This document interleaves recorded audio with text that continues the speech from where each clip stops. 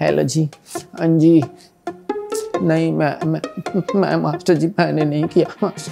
आज हमारे साथ हमारे मेहमान हैं राजीव ठाकुर जी। वाह। जो राजीव जिसे हम आज देखते हैं, उनकी जिंदगी हमेशा ऐसी खुशनुमा नहीं थी। जो कॉमेडियन है वो अमीर घरों में पैदा नहीं होते, वो गरीबी से ही निकले हैं। एक बंदा नहाने जाता था, 4 लोगों को बाहर बैठना पड़ता था, ओहो वेट कर रहे हैं, अपना ही घर पब्लिक टॉयलेट बना हुआ है। फिर ये कॉमेडी सर्कस और ये सब, तो ये कॉमेडियन बनने का क्या शुरुआत से ही ऐसे होता था क्या? किसी से बात कर रहे हैं तो बीच बीच में पंचेस आ रहे हैं? स्टेज पे I feel I am brilliant, I am the best of the best from the lot. और क्या क्या डिफिकल्टीज हो गई हैं आजकल कॉमेडी करने में? लोग किसी भी बात का बुरा मान लेते हैं। आप अगर मजाक में आपके साथ कर रहे हो और आपको ठीक लग रहा है, मुझे ठीक लग रहा है, और केस कोई और कर रहा है, जैसे इंडियाज गॉट टैलेंट इतनी बड़ी कंट्रोवर्सी में फंसा, तो मुझे लगता है उनको उतनी छूट तो देनी चाहिए। कपिल कैसे हैं ऑफ कैमरा? शो में जाता, अरे ठाकुर साहब अमृतसर की शान हो आप, पाजी कमाल कर दिया, छा गए हो आप, और सुनाओ कपिल का क्या हाल है। ऐसे टैलेंट में तो कई बड़े बड़े स्टार डूबे हैं। ये जब शाहरुख ने आपके साथ प्रैंक किया था तो आपको वाकई नहीं पता था कि वो प्रैंक होने वाला? अगर आप जाके पता करेंगे तो ठाकुर के नाम से नहीं, शाहरुख के नाम से जाना जाता था मैं वहाँ पे। तो राजीव को जिंदा कर, शाहरुख को छोड़। उस दिन के बाद मैंने मिमिक नहीं किया उनको। एक बहुत बड़ी कहावत है कि आप जिसके बहुत बड़े फैन हो ना, उससे मिलना नहीं चाहिए। yes.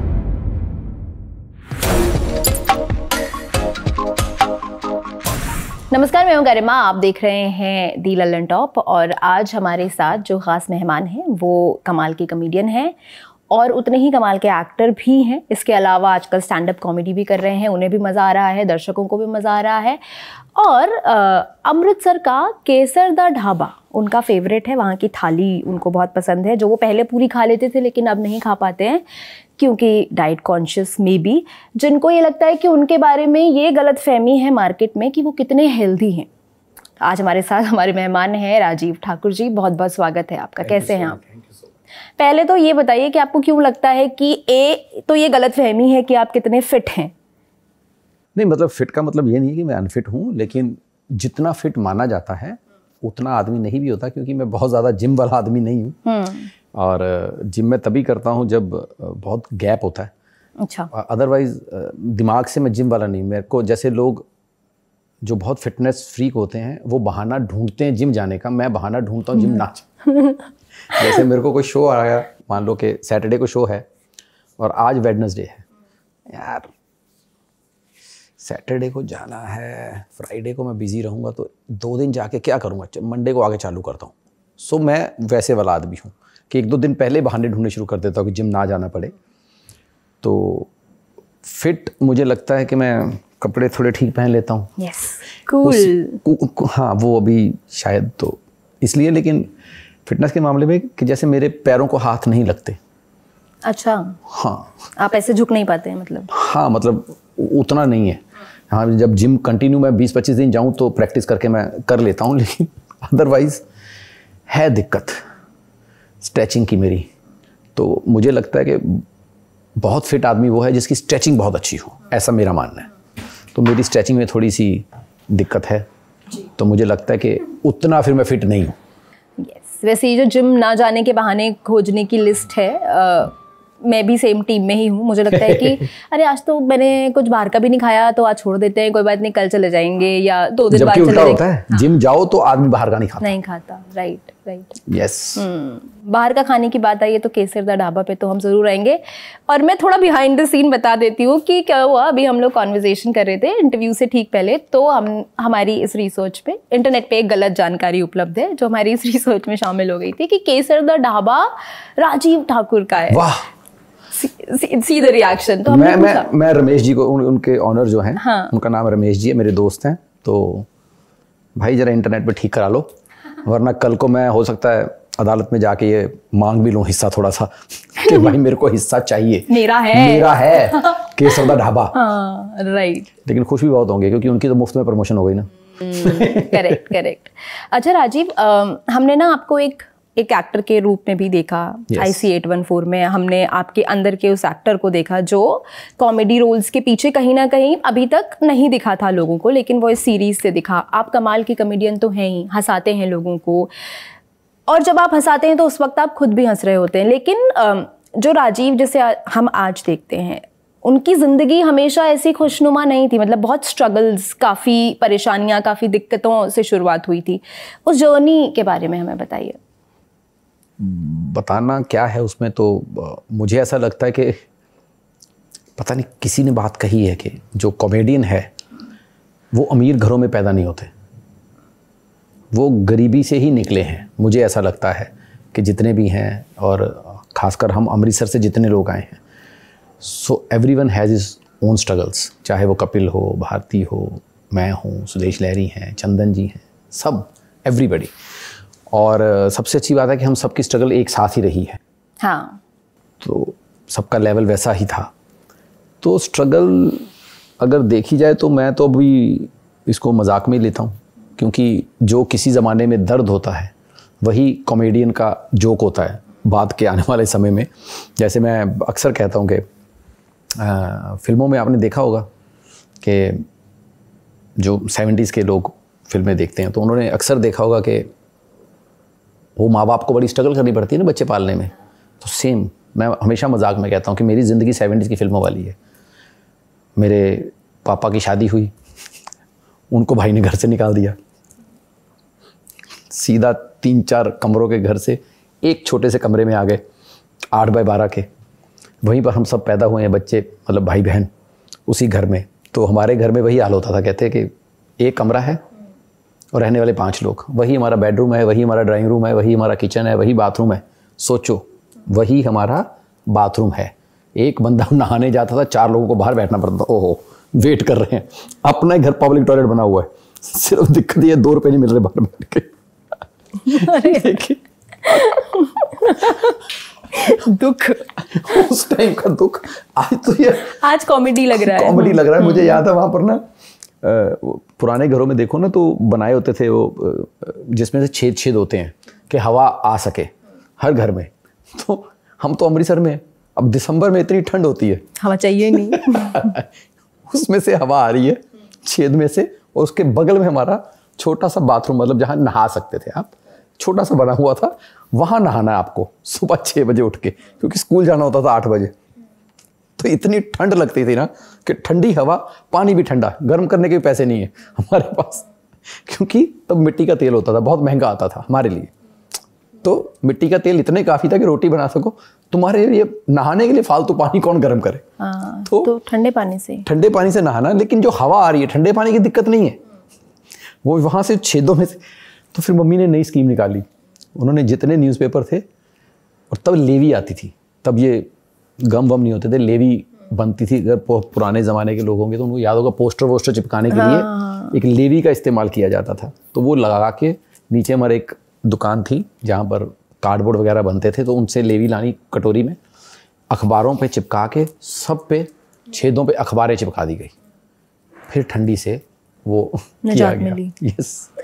फिर ये कॉमेडियन बनने का कैसे क्लिक हुआ? मतलब आप पूरा एक ऐसे दौर से गुजर रहे थे जो बहुत अच्छा नहीं था, ऑफ कोर्स। उसके बाद कॉलेज हुआ, फिर ये कॉमेडी सर्कस और ये सब। तो ये कॉमेडियन बनने का क्या शुरुआत से ही ऐसे होता था कि किसी से बात कर रहे हैं तो बीच बीच में पंचेस आ रहे हैं, किसी ने बोला कि अरे तू तो बढ़िया कॉमेडी करता है? पता नहीं, मुझे ऐसा लगता है कि मैं आज भी महफिल का कॉमेडियन नहीं हूँ, मैं स्टेज का हूँ।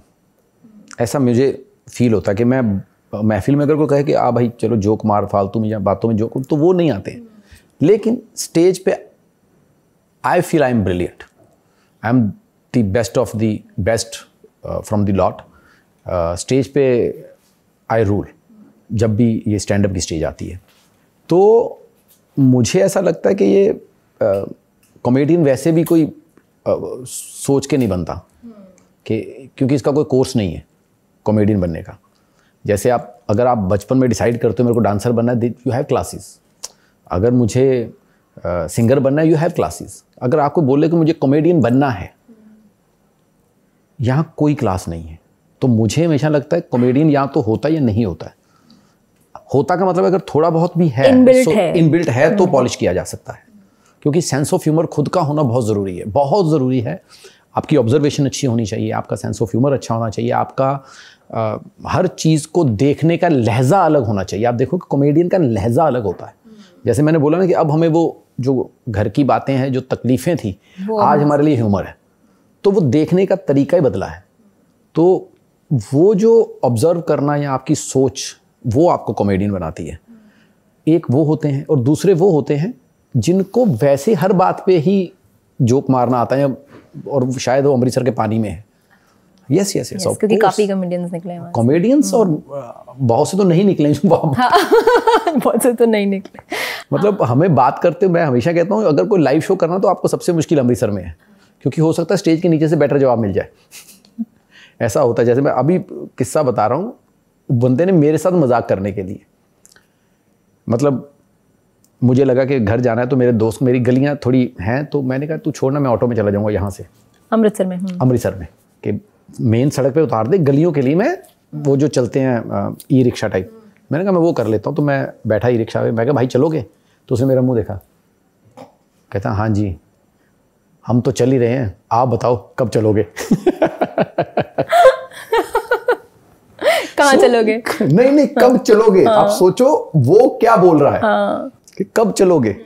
उसको लग रहा है टीवी पे बताओ आप कब चलोगे। तो हालांकि यस, अब उसने भी मजाक ही किया है। तो मैं बोल रहा हूं कि हमारे अमृतसर में खून में ऐसी चीजें हैं।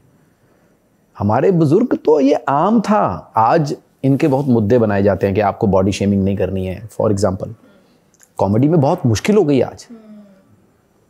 हमारे घरों में होती थी, हमारी खुद की, कि अगर कोई बच्चा वेट ज्यादा है तो उसको क्यूट बोला जाता है। तो अमीर कैसे कॉमेडी करेंगे? वो तो क्यूट बोल रहे हैं। हमारे वाले बोलते थे कैसा मोटा हो गया, उसको बोलते थे वो कम खाया कर, तेरी तो सोफे पे जगह नहीं मिलेगी बैठने को, 2 लोगों की जगह ले लेता तू। तो ये तो हमारे बुजुर्ग सरेआम बोलते रहे घरों में। तो आज ये बॉडी शेमिंग लग रही है, बट पता नहीं। और क्या क्या डिफिकल्टीज हो गई हैं आजकल कॉमेडी करने में? आज तो बहुत मतलब लोग किसी भी बात का बुरा मान लेते हैं, जबकि मैंने तो कभी अपनी बात का बुरा नहीं माना। आप अगर कभी भी देखेंगे तो मुझे लगता है कि ड्यूरिंग माई ये जर्नी ऑफ कॉमेडी, सबसे ज़्यादा कॉमेडी मैंने अपने पे ली है। खुद भी की है अपने पे, दूसरों ने भी की है। और कॉमेडी का दस्तूर यही है कि अगर आप अपने पे पंच नहीं ले सकते हैं तो आप दूसरों पे पंच मारने का, मतलब कॉमेडी करने का या मजाक करने का हक भी नहीं रखते, मुझे ऐसा लगता है। तो आज लोगों को बुरा लग जाता है हर बात का, मतलब हाँ, मतलब मुझे ये लगता है कि कभी ऐसा नहीं करना चाहिए कि किसी को आप किसी उद्देश्य से उसका मजाक उड़ाएं। उद्देश्य से मजाक नहीं उड़ाना, मतलब उसको नीचा दिखाने के लिए वो नहीं होना चाहिए। नीचा दिखाने के लिए या कोई भी एनी पर्पस। लेकिन अगर एक हेल्दी कन्वर्सेशन में हम बात कर रहे हैं, मतलब, तो मुझे लगता है कि वो तो आपको भी हंसाने के लिए, हाँ, लेकिन इतना मीन नहीं होना चाहिए कि जिसके ऊपर आप मजाक कर रहे हो उसको बुरा लगे। ऐसा होना चाहिए, स्वीटनेस इतनी होनी चाहिए कि उसको भी मज़ा आए। और मैंने ये देखा है कि आप अगर मजाक मैं आपके साथ कर रहा हूँ और आपको ठीक लग रहा है, मुझे ठीक लग रहा है, और केस कोई और कर रहा है उसे ठीक नहीं लगा, वो बड़ी दिक्कत है। सो आज वो डर लगा रहता है कि यार बात हम किसी पे करेंगे, उठा के केस कोई कर देगा। तो मैं तो खैर थोड़ा सा उससे बच के करता हूँ, क्योंकि पता नहीं, बचपन से होता ना कि आप बहुत रिस्पॉन्सिबल रहे हो, तो रिस्पॉन्सिबिलिटीज लेके तो उस डर से रहते हो। लेकिन आई एम हैप्पी कि आजकल के जो कॉमेडियन आए हैं वो बिना डर के ऐसी चीज़ें कर रहे हैं। हालांकि कुछ ज़्यादा कर रहे हैं, वो नहीं करनी चाहिए, लेकिन एक लेवल तक छूट होनी चाहिए समाज में कि हम अपनी बात रख सकें। मतलब मुझे याद है Jaspal Bhatti ji, one of the best humorist, one of the, मतलब जिसके व्यंग्य के एक बादशाह हैं, तो उन्होंने तो हर बात पे व्यंग कसा है। तो उस लेवल तक तो कॉमेडी अलाउड होनी चाहिए। तो वो लाइन कैसे ड्रॉ करते हैं आप खुद अपने एक्ट्स में, अगर मैं आपसे समझना चाहूँ एज एन कॉमेडियन, आपका क्या प्रोसेस रहता है? जैसे कई बार ऐसे होता है, जैसे आपने भी बोला कि वो लाइन क्रॉस हो जाती है, हो सकता है कई बार वो आपके स्क्रिप्ट का हिस्सा है, कई बार वो फ्लो में हो जाता है, जैसे इंडियाज़ गॉट लेटेंट इतनी बड़ी कंट्रोवर्सी में फंसा था, और ये सिर्फ एक शो है जिसका मैं नाम ले रही हूँ, ऐसे बहुत सारे वीडियोज़ हमारे फीड पे गाए बगाए आते हैं जिस कॉमेडी को सुन के लगता है कि अरे ये थोड़ा ज़्यादा हो गया, और आपने भी बोला कि एक्सट्रीम किसी चीज़ का नहीं करना चाहिए, तो वो लाइन कैसे ड्रॉ करे? लाइन ड्रॉ करने के लिए मैंने सबसे कहा है कि किसी का दिल नहीं दुखना चाहिए, तकलीफ नहीं होनी चाहिए। कई बार क्या होता है कि सिर्फ आपकी नहीं, मुझे उस पूरी सोसाइटी की पे ध्यान रखना पड़ेगा कि यार जो हम बात कर रहे हैं क्या किसी को बुरा लगेगा इस बात का सुन के करके। लेकिन मैं वही देख रहा हूँ कि आज ना हर तरह की ऑडियंस अलग हो गई है, और जैसे कि अब आपने इंडियाज़ गॉट टैलेंट का जिक्र किया और जिस भी चीज़ का जिक्र हुआ है उसमें, तो उस जिक्र में मुझे लगता है उन्होंने वो बहुत पर्सनल चैनल पे डाली थी। उसमें से अगर कोई लीक करके कोई चीज़ बाहर डाल रहा है, क्योंकि उसने तो उस ऑडियंस के लिए डाली थी जिसको वो देखनी है, वो सबके लिए था भी नहीं। तो मुझे ऐसा लगता है कि आज ना हर चीज़ की ऑडियंस बन गई है कि मुझे ये देखना है, मुझे ये पसंद है, मुझे ये पसंद है। जब आप ग्रो करते हो, जैसे अब हमें बहुत देर हो गई, है ना, 18 साल हो गए करते हुए, तो अब क्या होता है हमें इन चीज़ों का पता चल गया, responsibility towards society, responsibility towards अस, क्योंकि अब मेरे भी बच्चे हैं, मेरी फैमिली है, तो मेरे जहन में ये आ जाता है यार मैं बोलूँ ये कि ना बोलूँ, जबकि मेरे बच्चे आज की जनरेशन के हैं, वो मेरे को पापा क्या ये क्यों नहीं आपको, यार पता नहीं मेरे मुंह से ठीक नहीं लग रहा ऐसा। लेकिन क्या है कि हर जनरेशन का एक अलग ऑडियंस है, तो मुझे लगता है उनको उतनी छूट तो देनी चाहिए। लेकिन वही बात आ जाती है जो लाइन कि लाइन क्रॉस करते हो ना, लाइन बड़ी ही बारीक चीज़ है, वो बहुत कई बार हमसे भी फ्लो में कोई चीज़ निकल जाती होगी ऐसी, लेकिन वो फ्लो में होती है। जो हम घर से सोच के आते हैं वो नहीं होती, वो हमें पता है कि यार ये लाइन क्रॉस हो जाएगी, सो ये नहीं करनी है। फ्लो में कभी हो जाए कि हम बात करते करते फ्लो में बह गए, वो बात अलग है। लेकिन वही है कि उद्देश्य से या सोच समझ के कि आपको पता है कि यार ये होने वाला है, तो वो नहीं करना चाहिए, मुझे ऐसा लगता है। अगर आपको पता है, नहीं पता है तो हो सकता है आपका एक एज फैक्टर है, हो सकता है 5, 7, 10 साल बाद आपको भी समझ में आएगा कि ये चीज़ थी ठीक कि नहीं ठीक थी, और कई बार तो फ्लो में भी चीज़ें निकल जाती हैं।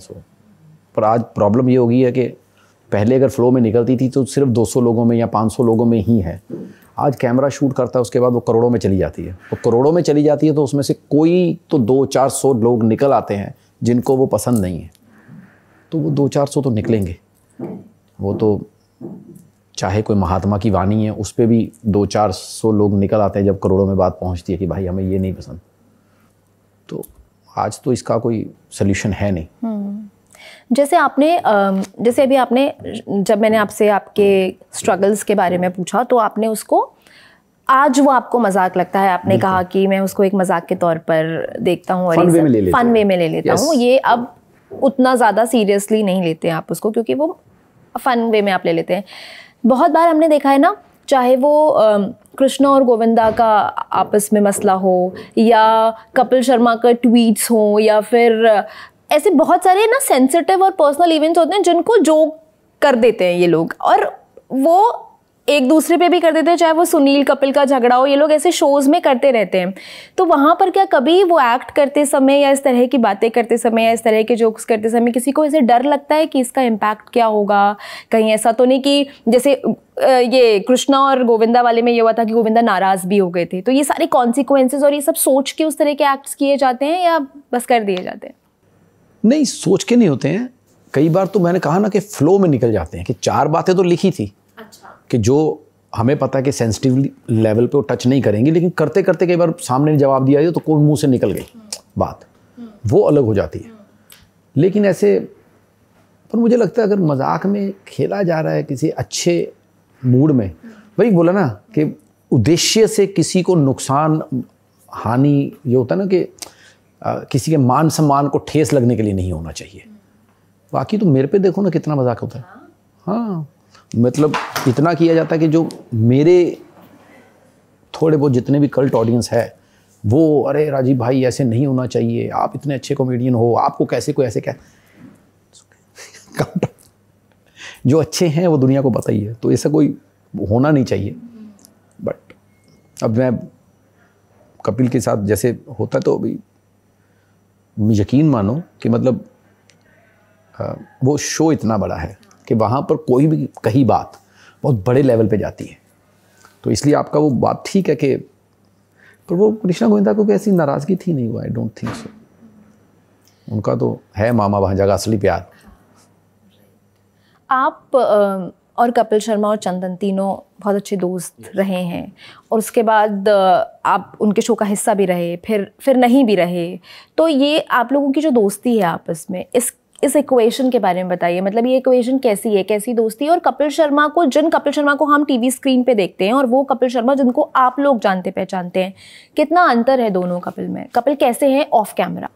पर मुझे लगता है कपिल जैसा ऑफ कैमरा है वैसे ही ऑन कैमरा है, क्योंकि मुझे लगता है कि आज जितने भी जो सच में लोग हैं अगर वैसे ही स्क्रीन पे दिखते हैं तो मुझे लगता है वो ज़्यादा कामयाब हैं। अगर कपिल, आपको सच बताओ कैसा लगता है? कपिल मुझे बढ़िया लगते हैं। बढ़िया लगता है as a human being, as a artist तो चलो बढ़िया है ही।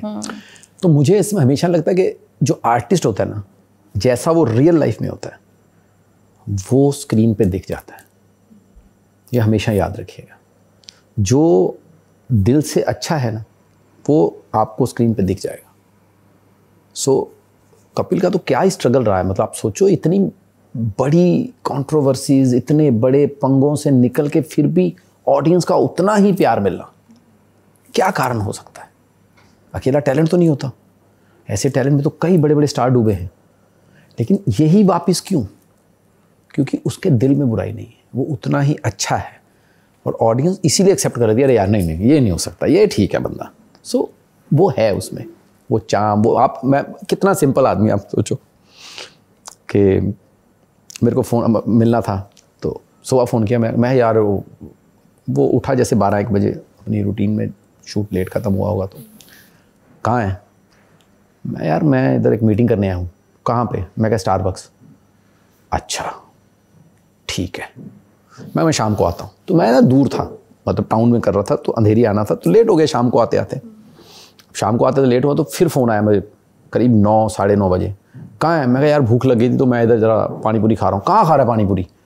मैं रास्ते में मिल गई तो मैं रुक गया, मैं खा रहा हूँ। अच्छा मैं आता हूँ थोड़ी देर में, कोई नहीं। तो मैं घर आया तो घर में थोड़ा सा काम पड़ गया तो मैं लेट हो गया। तो अभी वो पानी पूरी ये वो बहुत खाया हुआ था। वही बात, मैं रात को फिर वॉक पे निकल जाता हूँ 11, साढ़े 11, 12 बजे। तो मैं वॉक पे निकल गया, 12, साढ़े 12 फ़ोन आया, कहाँ है? मैं कहा मैं वॉक कर रहा हूँ। कहाँ पे? मैं कहा बैक रोड। तेरे को कोई तंग नहीं कर रहा? मैं कहा नहीं। यही फ़ायदा कम मशहूर होने का। उसको इतना लग रहा है कि तू स्टारबक्स में बैठा हुआ है, पानी पूरी भी खा रहा है, तू बैक रोड पे सैर भी कर रहा है। यार तो अब सोचो कि जिस बंदे को छोटी छोटी बातों पे वो आता, मेरे को इतनी हंसी आई ना, मैं क्या करना है तो मिलना ना सी, मैं आता हूँ तो अभी आता हूँ। तो मैं तो मतलब यू कैन इमेजिन कि वो, और कितना बड़ा स्टार है। और हमें, अगर आप सोचो मुझे अभी भी महसूस नहीं होता तो इसका मतलब है कि उसमें फ़र्क ही नहीं आया। अगर फ़र्क आ गया होता तो ये ऐसी बातें थोड़ी होती हमारी। मतलब इतना बड़ा हो गया हुआ, इतना बड़ा, मतलब। और बड़े आदमी का दोस्त होने के फ़ायदे भी बहुत हैं, नुकसान भी बहुत है, पता है। मतलब आज भी मेरे को आएगा कोई, अब DM आ जाएंगे कि पाजी आई एम ए राइटर, एक बड़ी अच्छी स्टोरी है, आप पढ़िए इसको, मैं चाहता हूँ कि आप ना कपिल को सुना दो। भाई तू सुना दे, उसको DM कर दे। तूने मेरे को भी तो DM ही किया ना, उसको कर दे। अच्छा, लोगों को लगता है राजीव को तो 8-10 DM आते होंगे, ये पढ़ लेगा, उसको 10,000 आते हैं, वो तो सीन भी नहीं करेगा। देखो ऐसी जिम्मेदारियां भी पड़ती हैं। मैं मतलब शो में जाता हूँ, अरे ठाकुर साहब अमृतसर की शान हो आप पाजी, कमाल कर दिया, छा गए हो आप, और सुनाओ कपिल का क्या हाल है।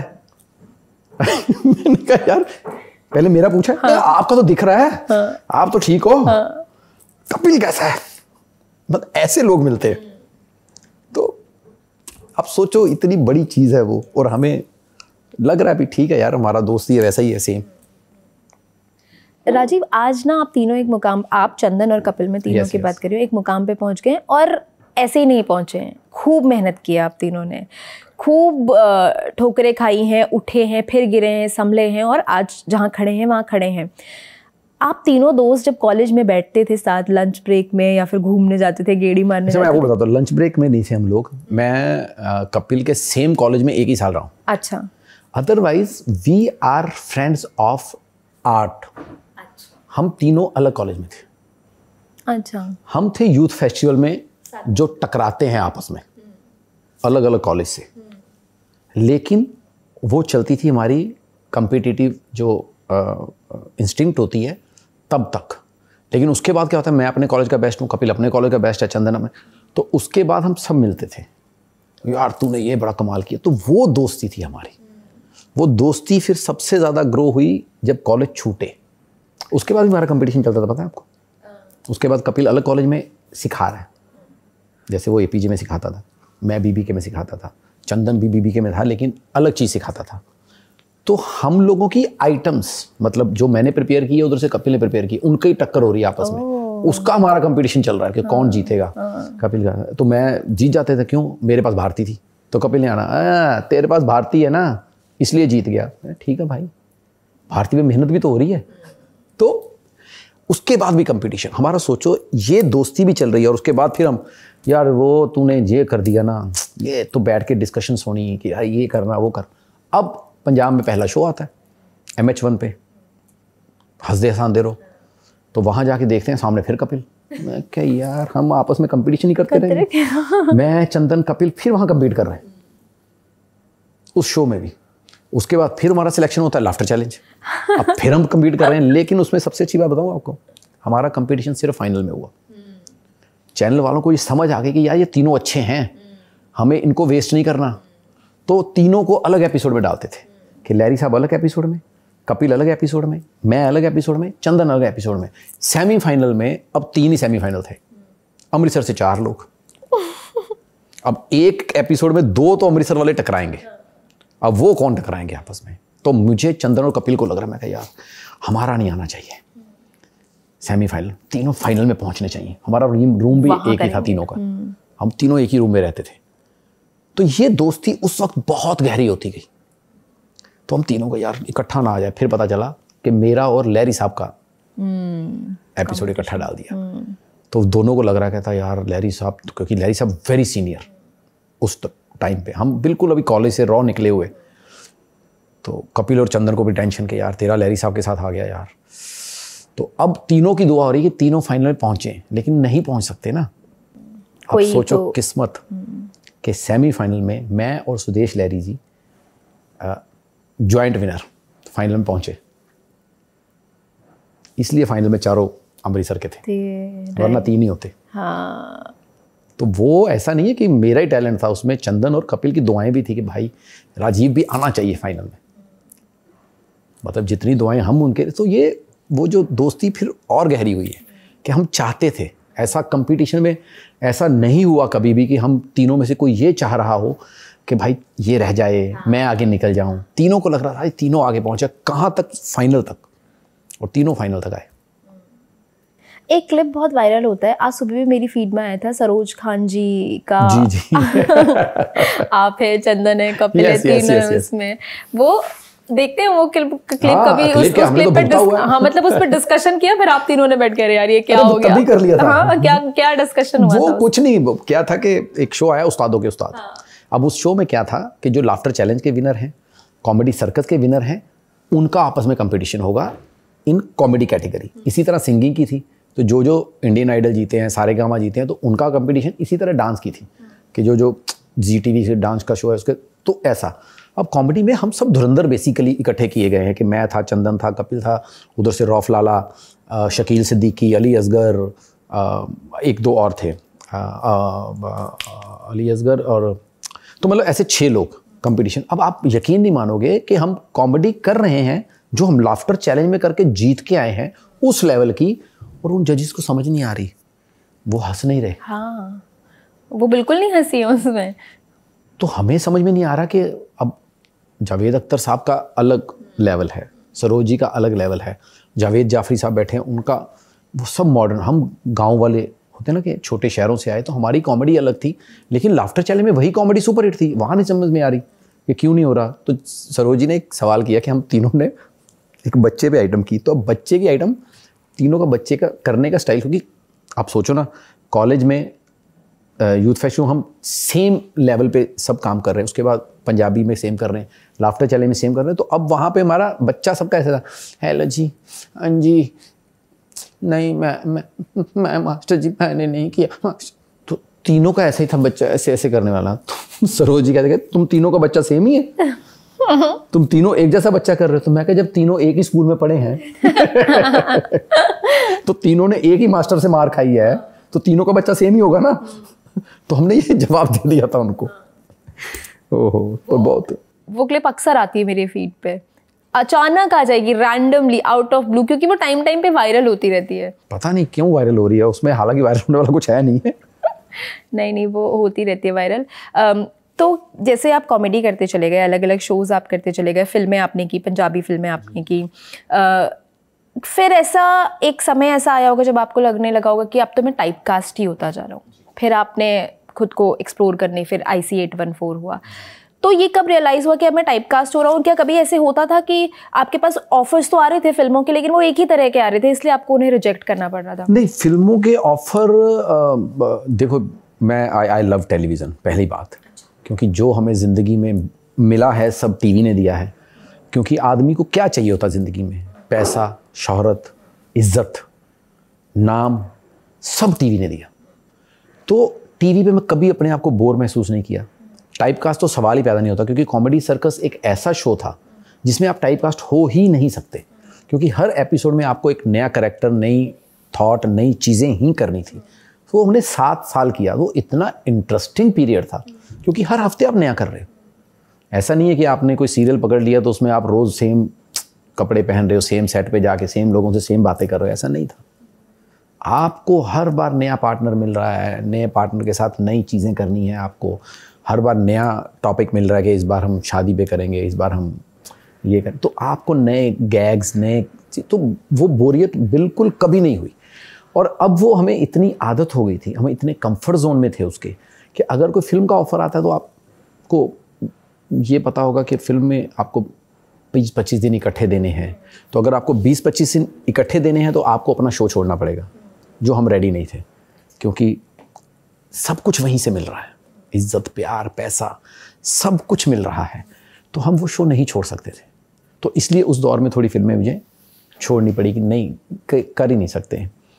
फिर एक दौर आया है जब कपिल शर्मा शो चालू हो गया, तो अब उसमें आप, ऐसा नहीं था कि आपको, मतलब अगर आपको 15 दिन छुट्टी चाहिए तो आप 2 एपिसोड मिस कर सकते हो, ऐसा कोई, लेकिन जब कॉमेडी सर्कस था वो आप 2 एपिसोड नहीं मिस कर सकते, क्योंकि कंपटीशन था, तो आपको वो कंपटीशन में एपिसोड नहीं मिस कर सकते थे। तो कपिल के वक्त में फिर मैंने 2-4 फिल्में करनी शुरू की, और बीच में तो शायद एक आधे सीज़न में उन्होंने मुझे लिया नहीं, तो उस वक्त मैं बहुत फोकस्ड हो गया था फिल्मों पे कि ये करनी है। पंजाबी फिल्में की मैंने काफ़ी उस दौर में, लेकिन हिंदी क्रैक नहीं कर पा रहा था, कि हिंदी क्रैक नहीं हो रही है, और जो भी हमें देख रहे हैं कॉमेडी के रूप में देख रहे थे।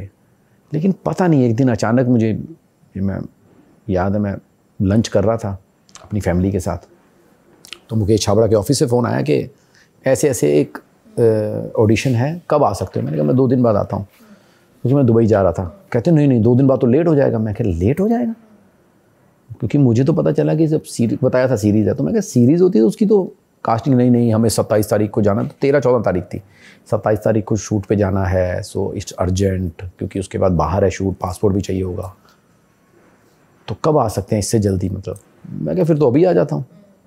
कहते अभी मतलब? मैं क्या हाँ 15 मिनट में। क्योंकि उसके ऑफिस के पास ही मैं लंच कर रहा था। तो मैंने अपनी वाइफ और बच्ची को मैंने कहा तुम लोग ऑटो करके जाओ मैं ऑडिशन कार में देने जाऊँ। तो नहीं, ऐसा नहीं है कि मैं कोई दिखा रहा था, उनको कार चलानी नहीं आती थी, बट इसलिए ऑटो में भेजा। लेकिन वो मुंह बना रही है, अच्छा आए हम मर्सिडीज़ में, जाएं हम ऑटो में, ये क्या बात हुई? मैं कहा जाओ अभी, मैं उनको बताया नहीं कि कहाँ जाना। तो मैं ऑडिशन देने गया, तो जो कपड़े पहने हुए थे उन्हीं कपड़ों में, तो अब कहते यार वो तो टेररिस्ट का है, तो कोई कुर्ता। मैं कहा मैंने तो बोला था अभी आ जाओ, अभी तो मैं इधर ही बगल में था। तो कहते क्या करें, तो जैकेट है आपके पास? मैं कहा हाँ है। मैं जैकेट लाया तो जैकेट और ज़्यादा हसीन। कहते अरे ये जैकेट थोड़ी चाहिए। मैं कहा आपने जैकेट पूछी है? कहते नहीं वो थोड़ा सा ऐसे दिखाना है आम आदमी टाइप।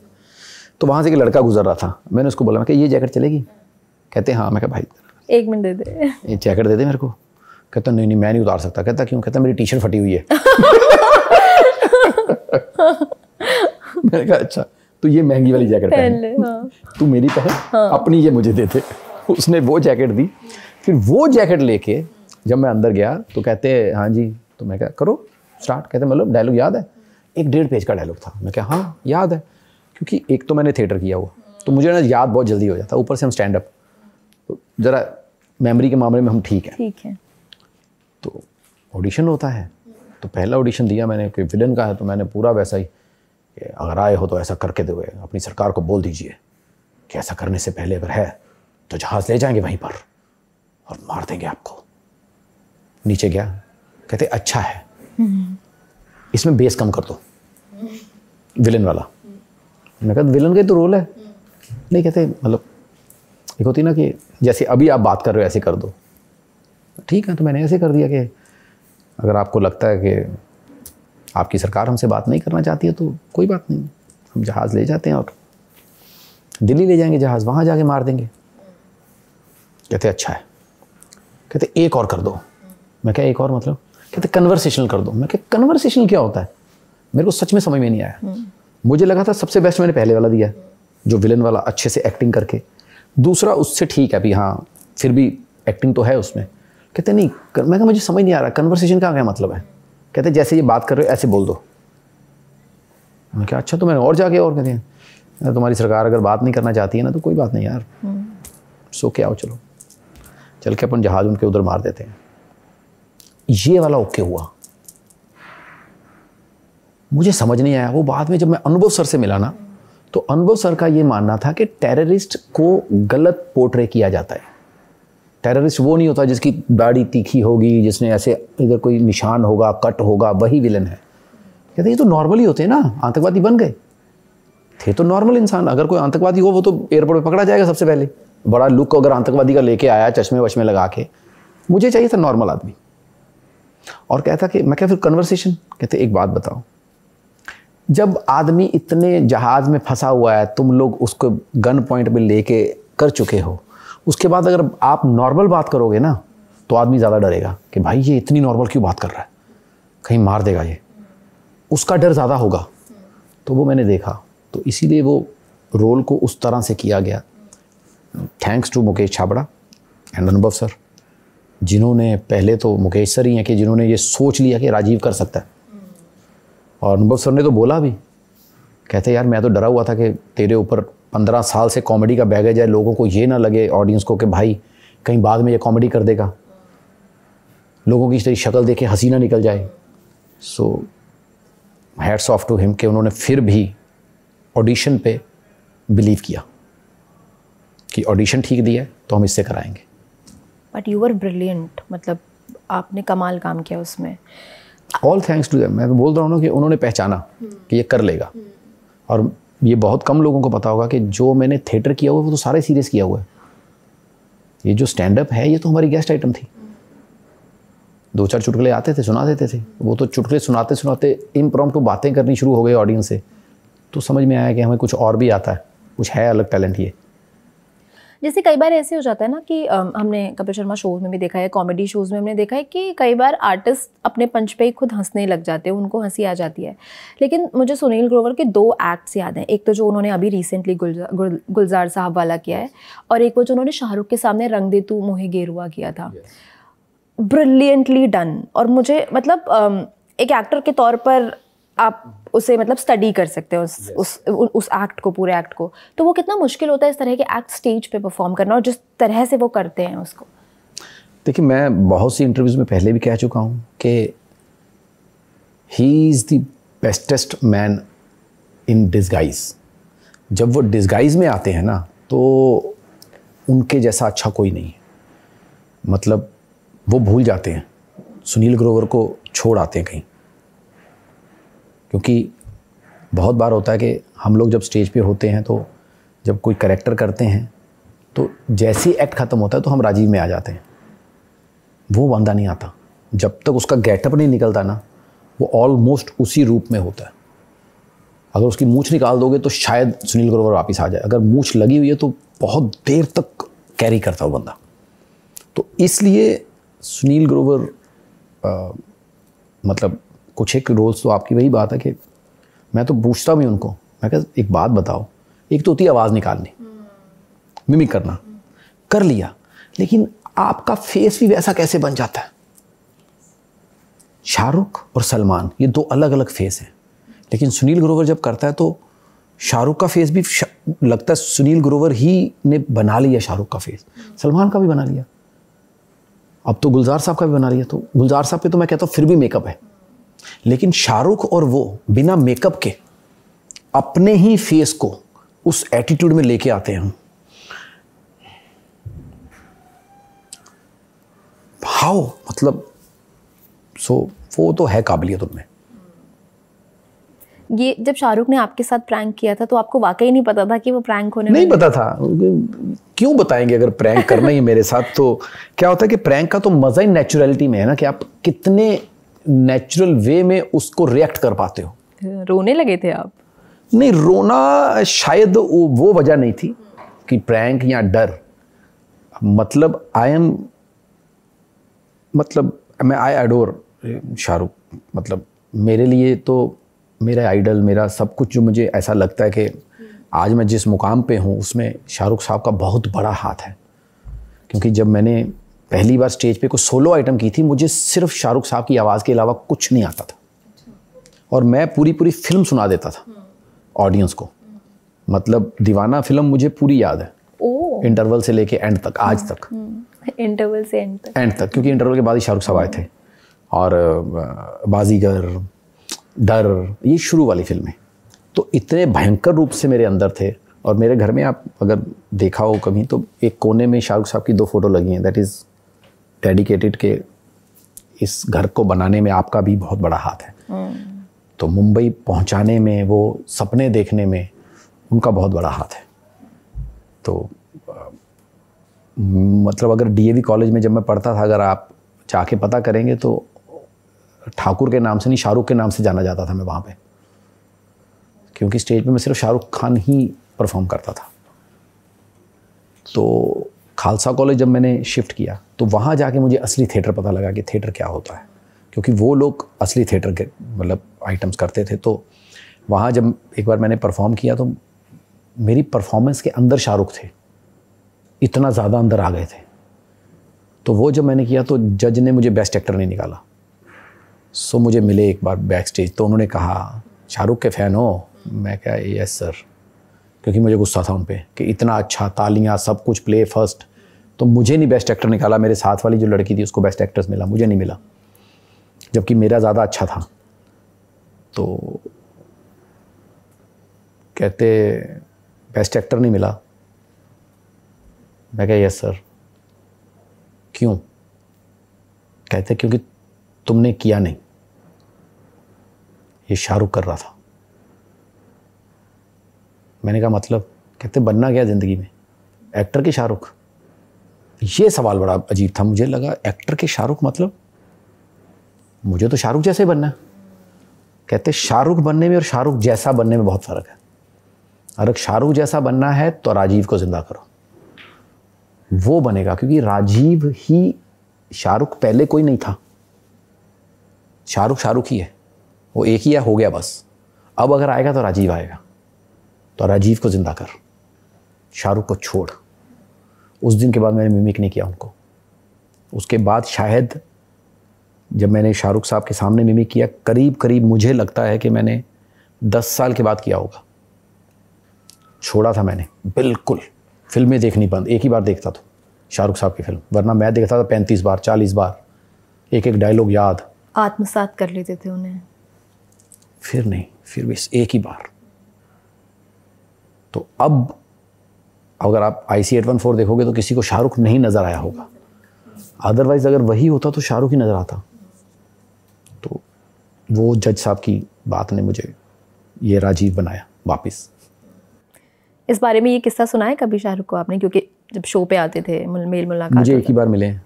अच्छा, वो एक ही बार मुलाकात? वही मुलाकात थी, नहीं मिले हैं एक आधी बार, मतलब एक पार्टी में एक बार उनके घर मिले हैं। लेकिन ये किस्सा शेयर करने के लिए मुझे लगता है वो एक होता है ना, थोड़ा सा क्लोजनेस उतनी होनी चाहिए।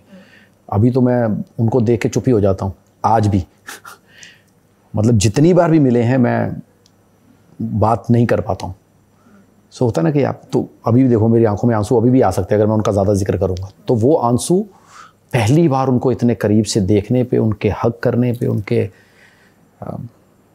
वो सब की वजह से थे। अदरवाइज वो कोई डांटा है या वो उसके नहीं थे, वो दैट वाज द, अभी मेरे देखो रोंगटे खड़े हो जाते हैं। यस, सो वो उसके थे।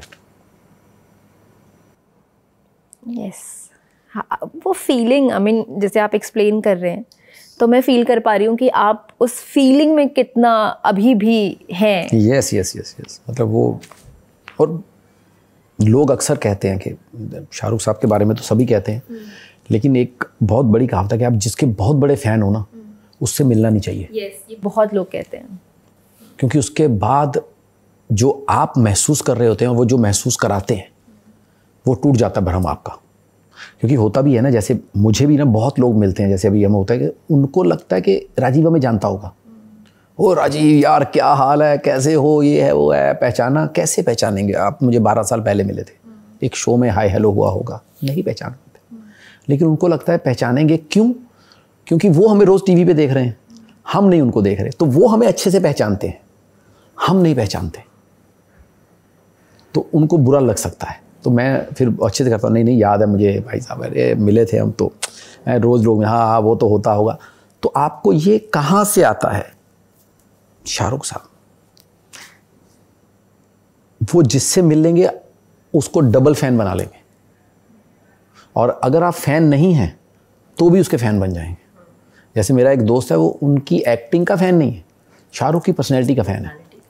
सो he is such a good human being कि अगर आपने वो एक्ट देखा हो तो उन्होंने तस्वीर फेंकी थी ऐसे नीचे ज़ोर से, ऐसे होते हैं फ़ैन, वो मेरी तस्वीर थी। मैंने शाहरुख जैसी गिटार विटार लेके, मोहब्बतें का गेटअप लेके फ़ोटो खिंचवाई हुई थी, तो ऐसे फेंकी उन्होंने नीचे, ये होते हैं फ़ैन, ऐसा करते हैं फ़ैन क्या। अब एक्ट ख़त्म होने के बाद एक्ट पे जो प्यार दिया, आप पूरा देखो, आप सिखाया हमें कि अरे ऐसे करो, अरे ये तुम्हारा दोस्त नहीं है।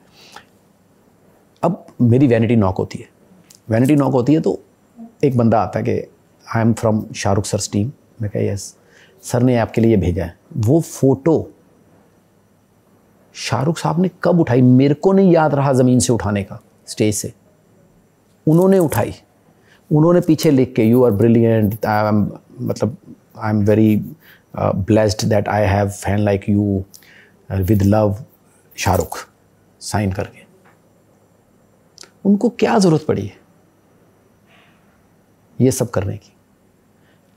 जानबूझ के नहीं करते हैं, वो इंसान ही ऐसा है कि सबके लिए अच्छा ही है उनके मन में। तो डबल फैन आप हो गए उसके। आपका एक स्टैंड अप का वीडियो है जिसमें आपने डॉग्स लवर जो हैं उन पर वो स्टैंड अप पूरा सेट लिखा हुआ है।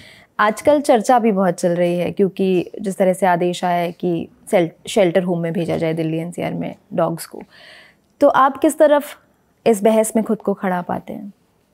मैं तो दोनों तरफ ही खड़ा पाता हूँ, क्योंकि मुझे समझ में नहीं आ रहा ये बहस हो क्यों रही है। क्योंकि अगर हम एज ए ह्यूमन बीइंग कभी देखें तो मुझे ऐसा लगता है कि जब रात को कभी आप अकेले 10-11 बजे जा रहे होते हैं तो गलियों में एक झुंड होता है जो आपको काटने को दौड़ पड़ता है। That might be there insecurity कि ये गली में कौन है रात को, क्योंकि ऑफ कोर्स डॉग्स की वो सेंसिबिलिटी होती है कि घर में हम रखते थे कि रात को कोई ऐसे देर रात्रि को अंदर आए तो आपको भौंकना है। कई लोग बड़े डरते हैं, जब वो भौंकते हैं वो रिएक्ट करते हैं, जब रिएक्ट करते हैं तो डॉग आगे से रिएक्ट करता है, तो काटने का कुछ भी इंसिडेंट ऐसे पॉसिबल होते हैं। और अगर आप कभी भी देखेंगे कोई स्कूटर पे जा रहा है तो पीछे दौड़ते हैं, तो कोई बेचारा अगर ज़्यादा तेज़ कर दे स्कूटर उनसे बचने के लिए, आगे स्पीड ब्रेकर आ जाए, that can be an accident. तो अगर उनके पॉइंट ऑफ व्यू से देखें तो डॉग्स का शेल्टर होम जाना ठीक है, और बुरा भी नहीं है ना कि आप सड़क पे हो, पता नहीं आपको खाना मिल रहा है, बरसात जैसे अभी मुंबई में इतनी बारिश हुई है, अगर ऐसी बारिश हो जाए तो बेचारे कहाँ जाएंगे। तो अगर सरकार किसी शेल्टर होम में लेके जा रही है तो मुझे वो बहस समझ में नहीं आ रही कि क्यों। अगर बहस करनी है या अगर मुद्दा उठाना तो ये होना चाहिए कि शेल्टर होम कहाँ है, कैसे हैं, क्या वहाँ पर डॉग्स को सड़कों से बेहतर हालत में रख पाएंगे आप, क्या रख पाएंगे आप, ये सवाल होना चाहिए। मुझे लगता है ये सवाल नहीं होना चाहिए कि आप क्यों लेके जा रहे हैं, क्योंकि पता नहीं यार, कई बार कोई बुजुर्ग हो उसको कोई दौड़ पड़े तो वो तो बेचारा डंडा ही उठाएगा ना, क्योंकि बुजुर्ग के हाथ में डंडा ही होता है, डंडा उठेगा तो अटैक होगा सामने से। और ये ह्यूमन रिएक्शन है कि अगर कोई आपकी तरफ अटैक कर रहा है तो डंडा हाथ में तो उठ जाएगा, और ये दोनों के लिए गलत है। So as a dog lover मुझे लगता है कि आपको भी ये ज़्यादा बात समझनी चाहिए कि डॉग्स सही हालत में रह सकते हैं क्या। तो अगर शेल्टर रूम में जा रहे हैं तो ये बहुत अच्छी बात होगी।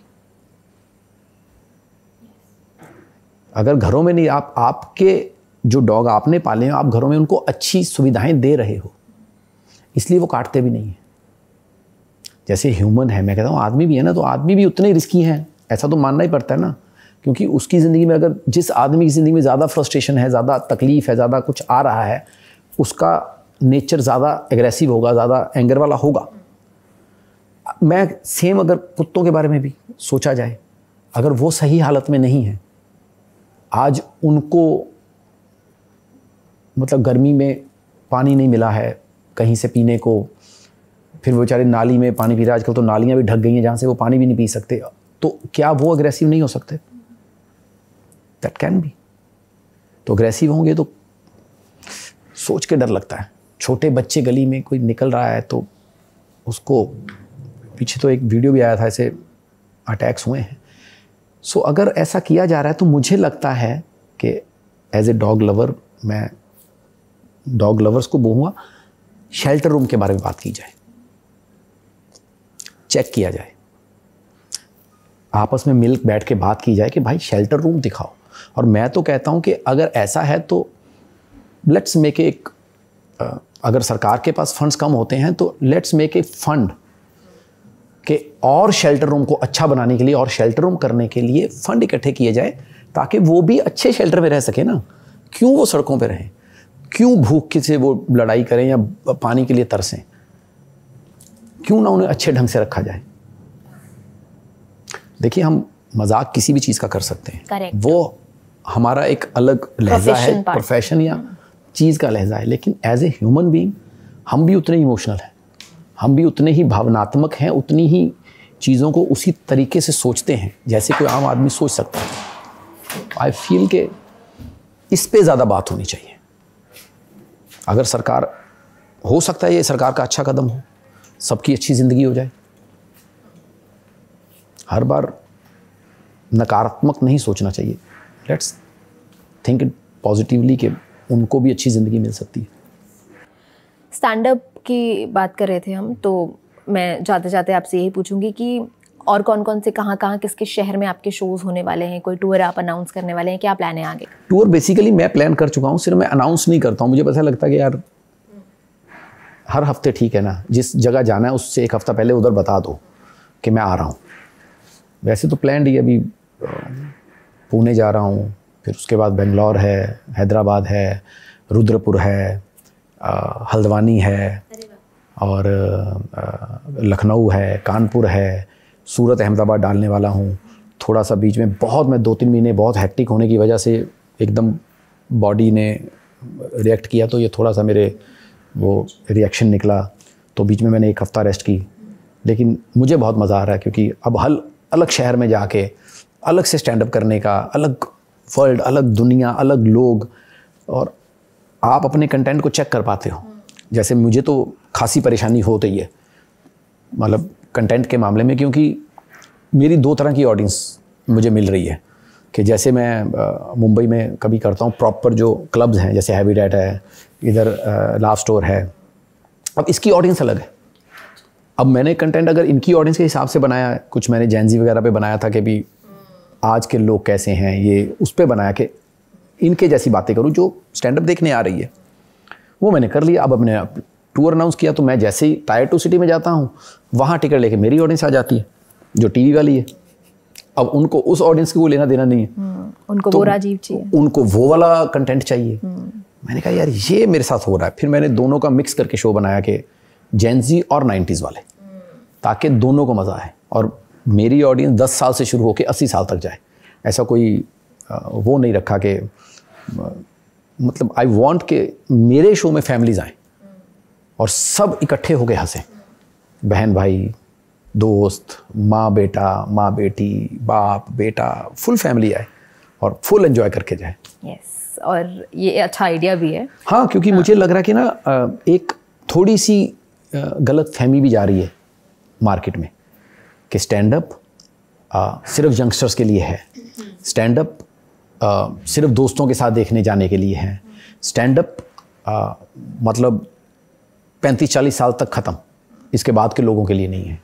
मैं उस ऑडियंस को लाना चाह रहा हूँ कि जो 35-40 के ऊपर की भी है वो भी स्टैंड अप देख सकती है, उनके मतलब की भी बातें हो सकती है, तो मैं वो बातें भी करता हूँ ताकि उनके मतलब की बातें हों। सो मुझे लगता है कि मैं ये इन्होंने ऑडियंस इकट्ठी की है, मैं इनका भी दिल जीतूँ और जो मेरी ऑडियंस है उनको ला के इनके शो भी दिखाऊँ कि इनके शो भी अच्छे हैं। भाई ऐसा भ्रम मत रखो कि ये सिर्फ उनके लिए है। बहुत से लोग हैं, आपको पता है, यही मानते हैं कि यार ये जो नौकरी वोकरी करते हैं ये लोग स्टैंड अप देखेंगे। जैसे दुकानदार हैं छोटे शहरों के, उनको पता ही नहीं स्टैंड अप नाम की कोई चीज़ होती है। उनको लगता है ये कोई अलग काम है, वो जो नौकरी वाले हैं ना, इंग्लिश आती है जिनको, उनके लिए है। नहीं, पूरे हिंदुस्तान को स्टैंड अप देखना चाहिए, क्योंकि जितनी स्ट्रेस है, जितना आज एंजाइटी लेवल बढ़े हुए हैं जो चीज़ों के, उसके लिए हंसना बहुत ज़रूरी है। और हंसने के लिए मैं तो कहता हूँ हमेशा जो भी आर्टिस्ट हंसा रहा है एप्रिशिएट हिम। थोड़ा हंसा रहा है, ज़्यादा हंसा रहा है, एप्रिशिएट, क्योंकि ये बहुत मुश्किल काम है, one of the toughest job. तो एप्रिशिएट एवरीवन। एग्जैक्टली, यस, बस ऐसे ही हंसते रहिए, हंसाते रहिए। I wish you all the best. आपका टूर बहुत सक्सेसफुल हो, जिसको आप अनाउंस नहीं कर रहे हैं लेकिन धीरे धीरे लोगों को बता रहे हैं कि इस शहर में मैं तो कहता हूँ मेरे इंस्टाग्राम के हैंडल पे पड़ा हुआ है, मतलब जो कहते हैं किस पे डालते हैं ऊपर, यही हमारी कमजोरी। स्टोरी कैप्शन, स्टोरी नहीं, बायो में देखो, लिंक इन बायो तो वहाँ पे अपना अपना शहर आप देख सकते हैं कि किस किस शहर में मैं आ रहा हूँ, तो वहाँ पे पड़ा हुआ है। लेकिन स्टैंड अप सबको देखना चाहिए, खासकर मेरा। अच्छा, एक रैपिड फायर आया है मेरे पास जो हमारे दर्शकों ने भेजा है, और ये रैपिड फायर जो है मैं आपसे पूछूंगी, आपको क्या पसंद है, कॉमेडियन कहलाना या एक्टर कहलाना? स्टैंड अप, इसमें ऑप्शन ही डाली आपने।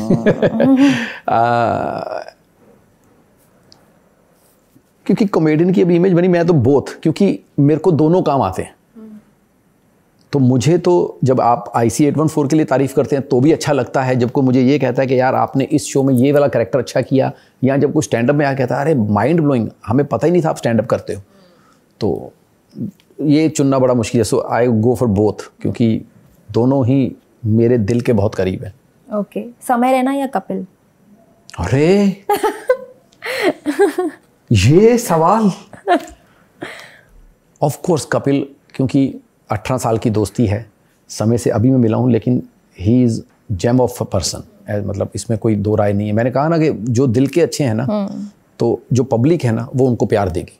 दैट्स वाई समय का अभी शो भी आया, I am still alive and he is going to be alive. Kapil Sharma show या कॉमेडी सर्कस? कहाँ से लाए हो rapid fire? Comedy circus. Kapil या सुनील ग्रोवर? कपिल।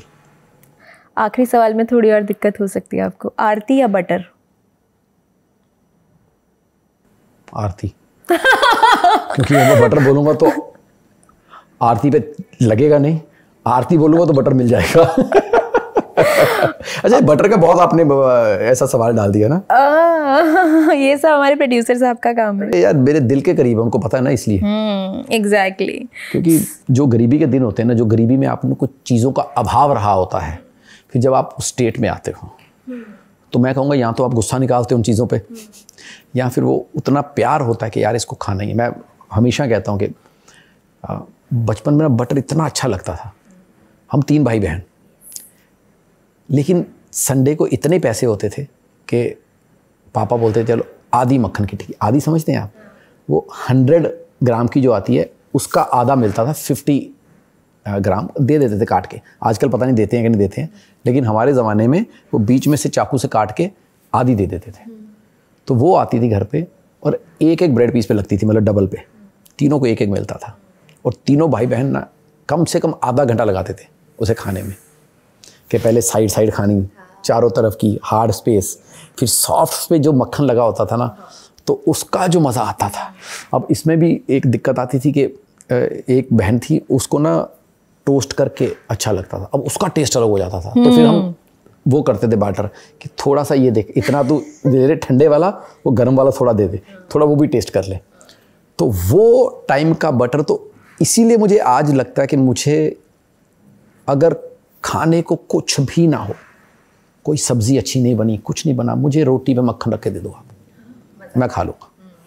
पराठे पे तो मक्खन मेरे को चाहिए ही चाहिए, चाहत में चाहे आप चाय रख दो, दही रख दो, कॉफ़ी रख दो, कुछ भी रख दो, खाऊंगा मैं मक्खन के साथ, बाद में चाहे दही खा लो।